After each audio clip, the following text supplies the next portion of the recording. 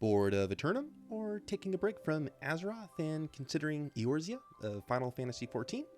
Or perhaps you want to know what all the fuss is about regarding this MMO? Then this video is for you. Timestamps for easy access are included. We'll cover what makes the game unique to help you decide if it's right for you.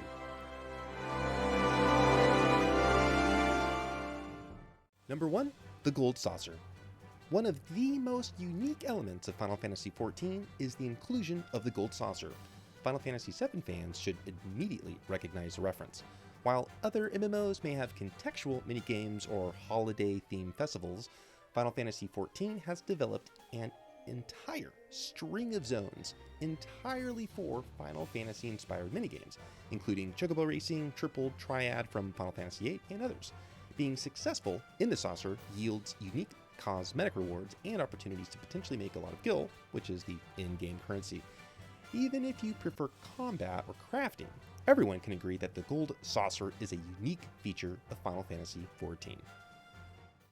Number 2. The extraordinarily generous free trial. The Gold Saucer is not the only unique feature in Final Fantasy XIV. While we'll cover the expansion Endwalker in a moment, it's worth noting that its free trial is one of the most generous available amongst its competitors. You can play right now for free through the equivalent of World of Warcraft's Classic and Burning Crusade content. In Final Fantasy XIV, it's called a Realm Reborn and Heavensward. Although there are some reasonable restrictions on a free trial account, such as limited amounts of gil, chat, group, and guild access, those are called free companies, you can level every AAR or Heavensward class, which includes the combat, gathering, and crafting classes, all to level 60.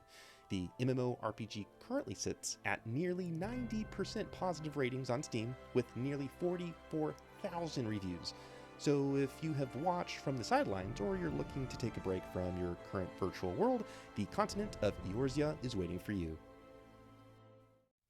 Number 3. Final Fantasy XIV honors your time. In addition to its unusually benevolent free trial, the way in which the game honors the player's time is also commendable. While there is level-gated content and some time-trickled progression at the far right end of the bell curve of player activity, the vast majority of gameplay is not only very accessible, yet it's also rewarding too. As a professional and a family man myself, I don't have as much time to play MMOs as I did 15 years ago. However, when I do log into Final Fantasy XIV, I know that the amount of time I spend in-game doing a range of various activities will progress my character or my knowledge of the game commensurately. One concern that players have is its reputation for having unnecessarily long story quests. That problem has been remedied by reducing the total amount of quests and the amount of steps within each to complete. If you're like me and need to know if Final Fantasy honors your time, I argue that it does. Number 4. Unique Group-Based PvE.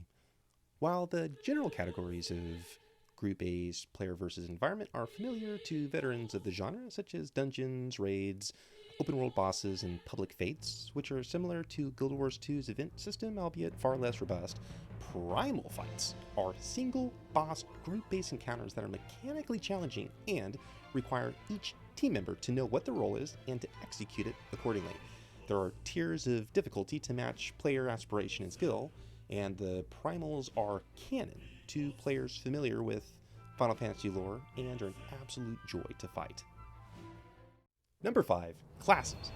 We'll cover combat classes in a moment, yet did you know that Final Fantasy XIV also has award-winning crafting classes and systems?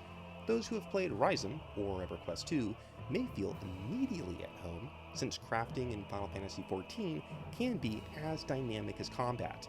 Still more, crafting classes take part in massive server-wide construction projects or the manufacturing of guild airships. They are not mere time sinks as a means to an end. They are bona fide game modes in their own right. Moreover, in most other MMORPGs, each character identifies as a single archetype. Typically, you can't add another class, so you have to roll an alt. While there are some edge case examples of games allowing cross-classing or possessing hybrid classes, Final Fantasy XIV encourages players to level every class on one character. While you could level other characters, there's very little reason to do so, especially since the standard subscription fee for only one character is only $12.99 a month. While there are too many classes to discuss in this video, and let me know if you want a video dedicated to each class, here's a summary of its class system taken from Square Enix's website itself. In the Armory system, changing your adventuring style or class is as simple as changing what you hold in your hand. Each class is capable of performing unique actions which are learned as you gain experience and your level rises. Furthermore, achieving a certain level of mastery in multiple classes will unlock jobs, which feature even greater specialization. Classes are suited to those who desire versatility as they allow the use of actions that belong to other disciplines. In contrast, jobs grant access to exclusive actions and are ideal for situations that demand well-defined roles. Which fighting style you adopt is entirely up to you. Thus, classes are generic archetypes, whereas jobs are prestige classes. This flexibility is another unique reason to play Final Fantasy XIV. Number 6. Endwalker. Now to the Endwalker expansion, and if you're listening to this video later, don't worry, this is all still relevant. It's a common concern amongst MMOers to know whether a game is still being actively developed or put on the side in maintenance mode. For Final Fantasy XIV, that is far from the truth. Not only is it the most profitable Final Fantasy game in the entire franchise, it's receiving a monumental expansion on December 7th, 2021. Endwalker is continuing to emphasize what makes Final Fantasy XIV great. New advanced classes, new difficult PvE content, new back-end systems, including cross-server play, new story, and a new regional world for Oceanic players. Really, Final Fantasy XIV has never been better, and Endwalker is projected to continue that legacy. Number 7. Housing. Some players love housing, others don't care. I'm in the middle.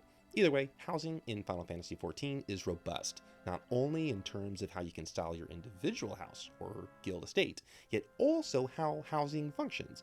Unlike Black Desert Online, in which everyone can rent standard houses through instances, in Final Fantasy XIV, houses are associated with non-instance neighborhoods based on user-generated supply and demand, not too dissimilar from how the actual real estate market functions. There are limited neighborhoods and limited plots, and with thousands of players on each server, the demand is exceptionally high. While this makes owning a house a privilege and a bragging right, it also adds some potential frustration if a house plot in the area you want isn't available. Regardless, once you or your guild owns a house, the system in place to decorate it is fabulous, since it pulls directly from crafting professions. So, you could be a full-time carpenter selling custom furniture while working from your own backyard shop. Number 8. Lifelike and immersive animations. Last yet not least, one of my favorite elements of Final Fantasy XIV is the superb quality of animations.